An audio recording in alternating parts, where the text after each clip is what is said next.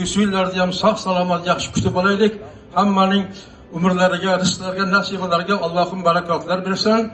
İşlariga rivoji komil bersin. Yaratganning o'zi har joyda, har yerda o'zi madadkor, o'zi mehribon bo'lsin. Rahmat, e'tiborlarga shukur.